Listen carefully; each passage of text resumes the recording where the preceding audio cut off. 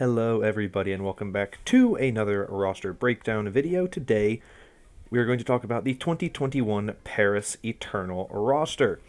The Paris Eternal finished the 2020 season with the fourth best record in the Overwatch League, finishing with an 18-6 plus 17 differential record and a win in the Summer Showdown. Their playoff performance, though, was pretty lackluster. They struggled a lot when the meta changed in a way that didn't allow Sparkle to flex on the Genji or the Doomfist, heroes that he is incredible at. When he wasn't able to play those heroes, he struggled a lot and suffered a decent amount. So, how has this team rebuilt, and how will they perform going into 2021? The obvious thing that we all can point to and look at is the fact that the Paris Eternal roster are a very, very different team. This team has no returning players from their 2020 roster. Nico, Soon, Ben Best, Exy, FD God, Hanbin, Sparkle, No Smite, Fielder, Smex all have departed. Many of them going to the Dallas Fuel. Of course, FD God going to the San Francisco Shock. Soon going to the Boston Uprising. Nico, Ben Best, Smex spending some time in contenders. Whether or not they come back into the league is to be determined. So this is a very new looking team. So let's take a look at the players that they have added and how they will perform. At least how I think they will perform. Let's start with the DPS lineup. They have 3 DPS players on the roster.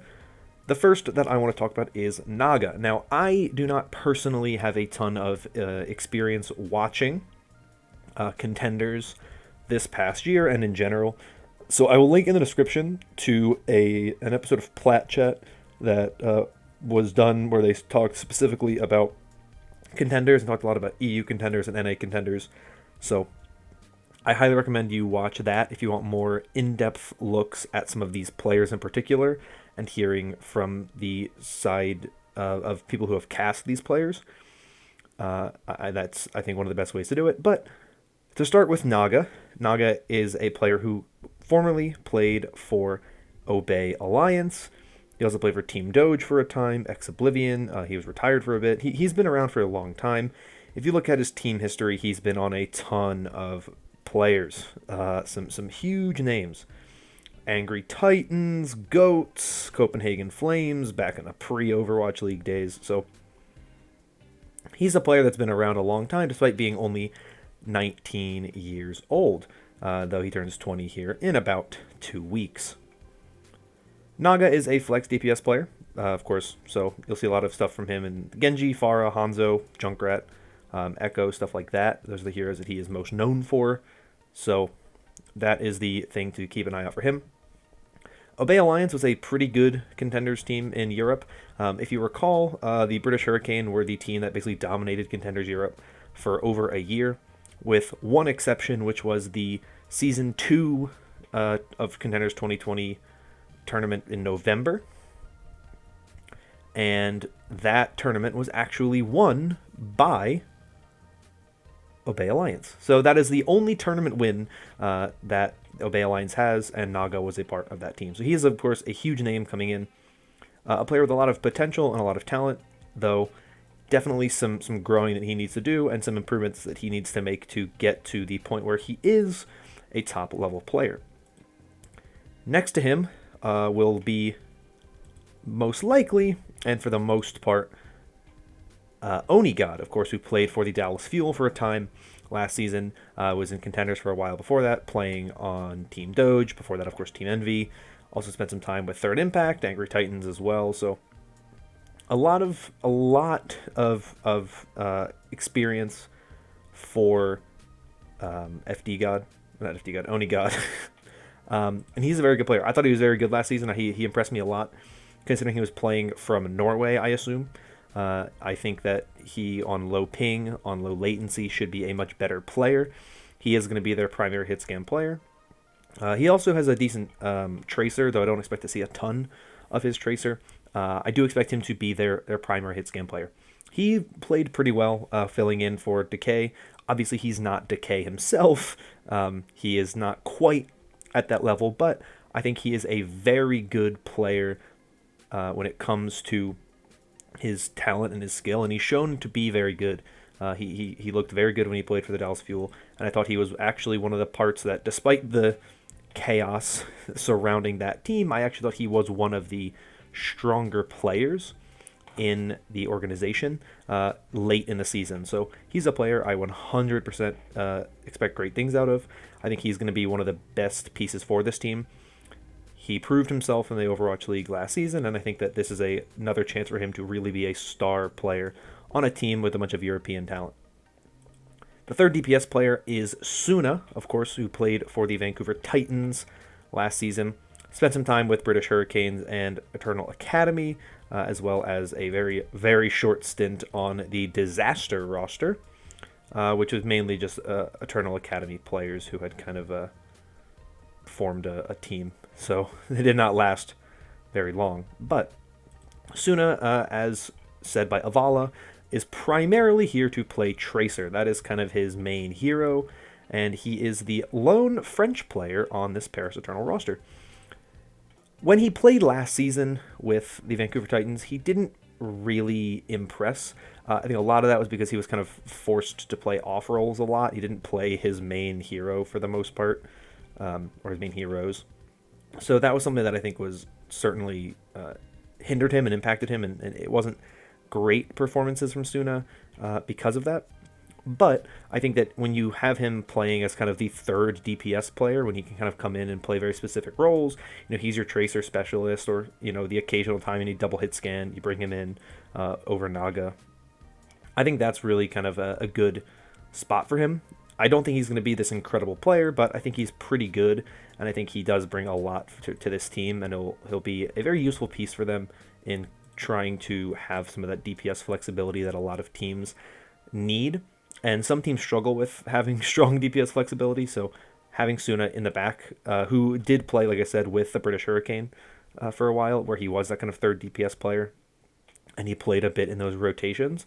I think that is a huge benefit for this team, where he kind of knows his position, and he is talented enough to fill that one spot that he has very well.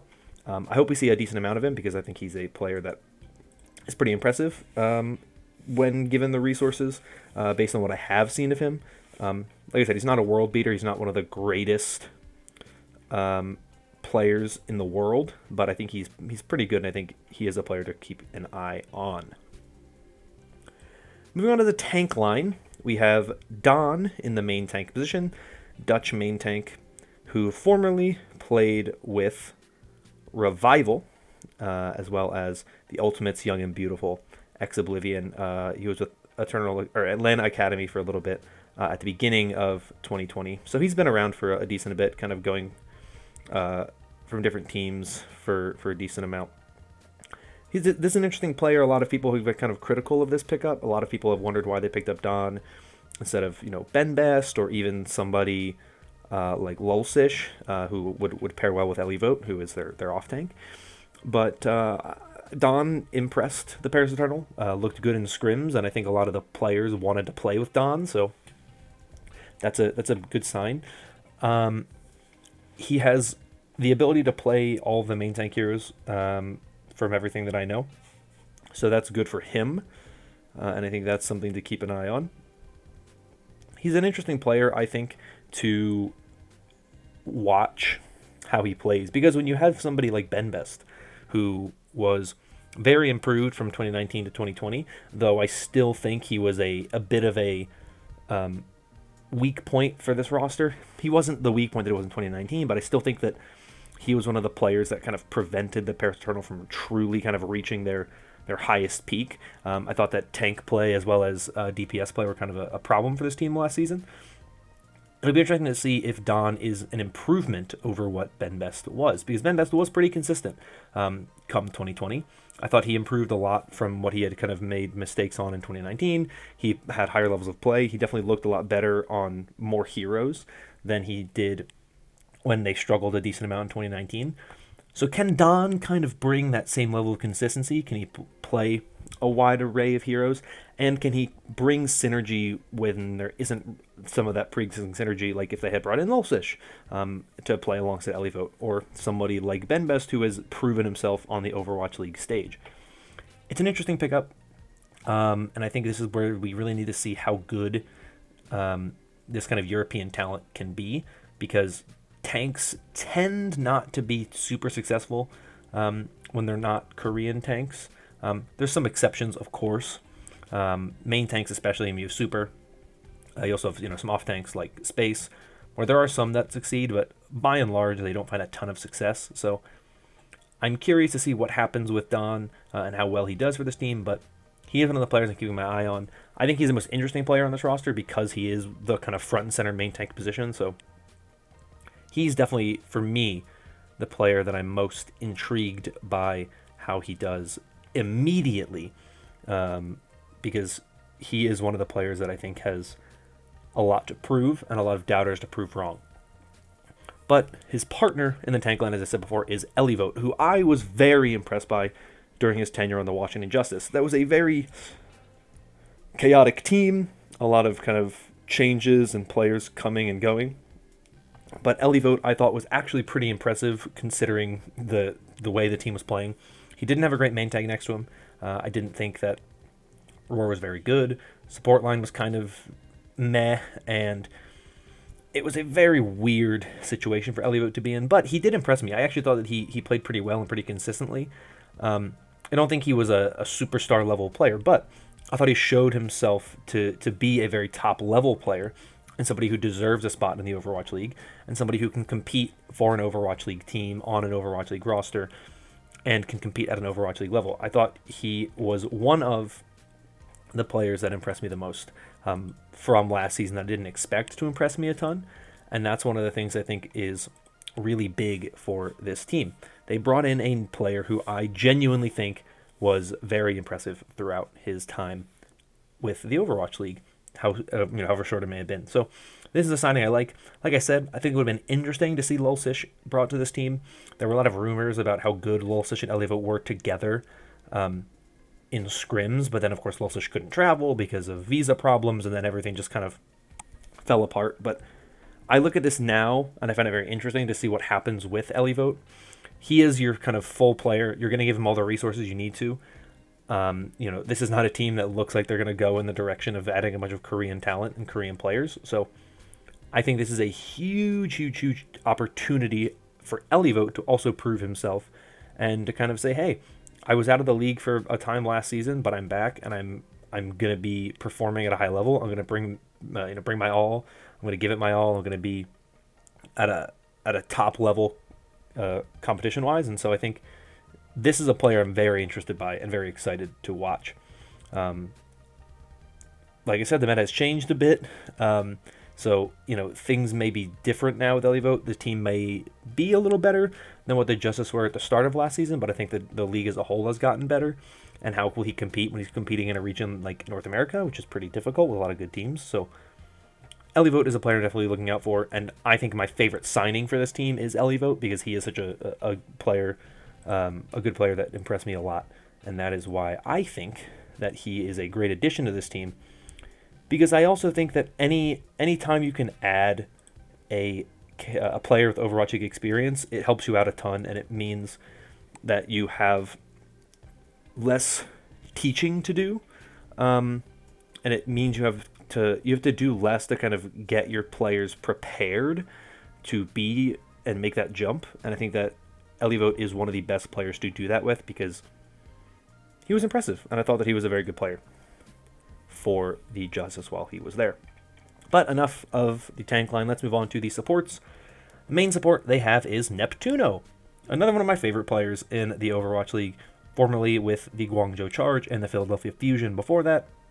Neptuno is, I believe, the oldest player in the Overwatch League, or one of the oldest players in the Overwatch League. Sorry, Neptuno, for giving you that honor and for mentioning that that's the case, but it is what it is.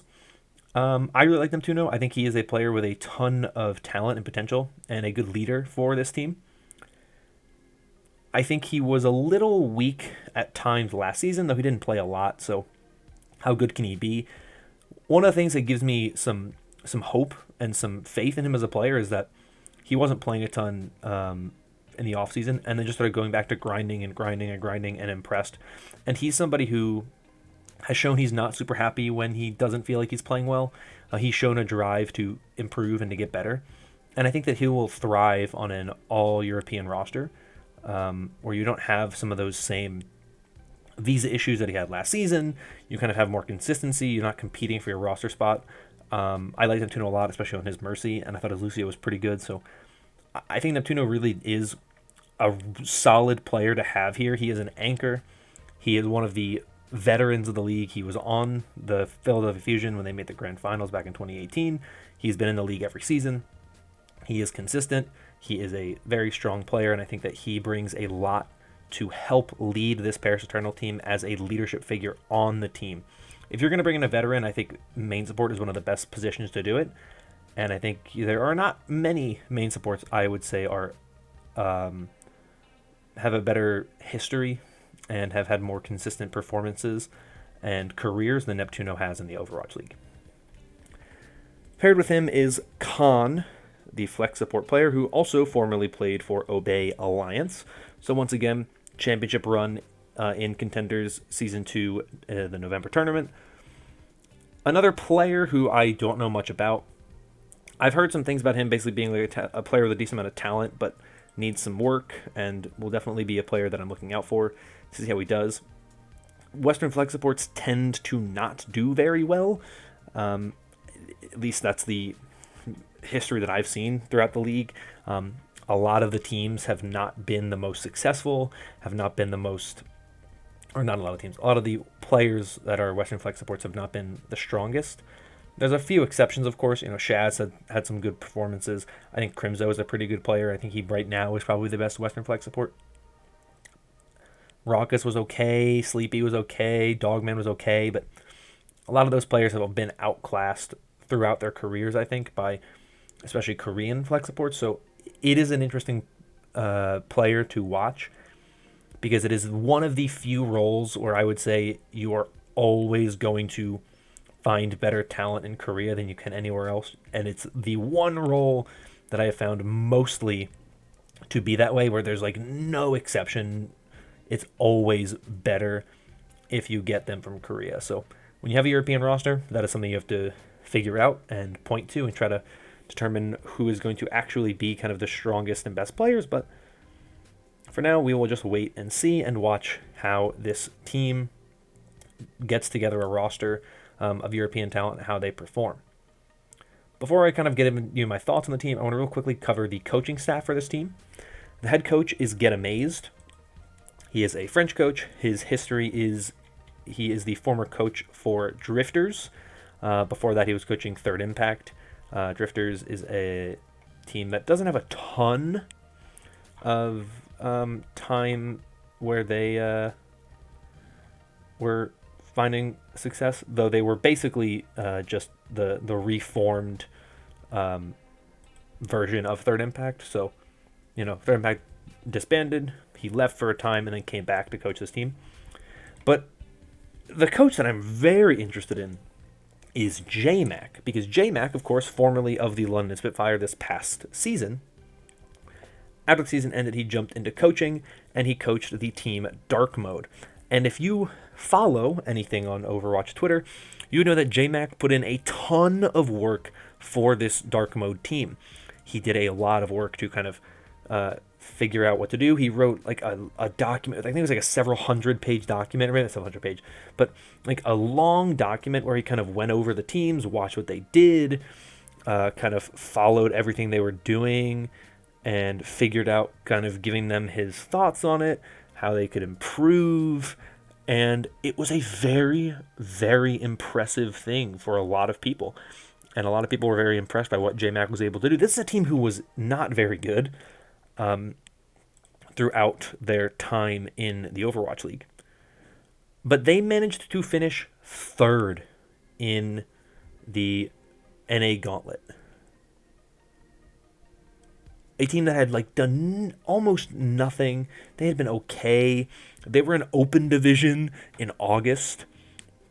They were a team that was able to kind of go in this huge run, and a lot of that credit was given to J-Mac. So J-Mac is an up-and-coming coach, someone I'm very excited to see coaching now with a team. He's a very good understanding of the game, and I think he is a huge addition to this team, especially when they have a bunch of rookie players and young players. I think J-Mac brings a perspective that is very good, and I think he's a very helpful piece for this Eternal roster. So what do I think about this Eternal roster? Well, the thing you may figure out pretty easily is I don't think this roster is going to be as good as what we saw from them last season. It's very hard to replace Sparkle and Xe and Hanbin and Fielder.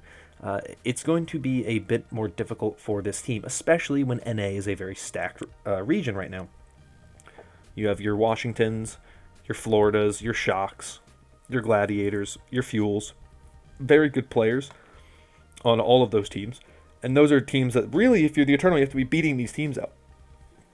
You know, they're not, I don't think they're going to be the worst team in North America. I've seen a lot of people rating them pretty low on power rankings. And I think the reality is it probably does end up being that way because there can only be so many good teams and someone has to be at the bottom. But this team is not worse than the Vancouver Titans, if you're wondering that. This is a better roster than that. I think that how good they are compared to a team like the London Spitfire, where they brought in a bunch of British Hurricane players. I think the high for the Paris Eternal might be higher because they have some more veterans and they have to kind of get this roster together. I think that they are a team that really can be very similar to the Spitfire. I think that that's the level they're going to be on. I think there's a very good chance that they're competing and even doing better than your Houston Outlaws, potentially even the Boston Uprising, depending on how their roster kind of takes shape to round out that roster. I don't think this is a bad roster, but I don't think it's going to be able to compete with some of these really, really top-level teams that we're seeing form in North America. So as good as I think this roster is, and I think it has a lot of rising talent coming out of Europe, I think we're going to see this roster struggle a lot against some of these really good top-level teams in North America. But this isn't a team I expect to be getting destroyed every single week. I think they will be competitive with a lot of the teams in North America. And then if you go to Europe, even like a team like the LA Valiant, I think this team could be somewhat competitive against. Who knows what's going to happen with that team, but it is what it is. I could see this team being competitive with even like a New York or a Guangzhou, where I think there's some of these rosters that are kind of weird and don't really feel super solid. I think these are the types of situations where this team could find some success, and I think that's where you need to look and see how this team does success-wise. I don't think they're a bad team, but I think that it's going to be an uphill battle for them if they want to be a top level team. It seems somewhat unlikely that they are going to be one of these top level teams. But those are just my thoughts on the team. Let me know your own thoughts on the Paris Eternal in the comments down below. If you enjoyed this video, consider liking and subscribing for more content like this in the future. But that is all for me. Thank you so much for watching. Hope you're all staying safe and staying healthy. And until next time, bye-bye.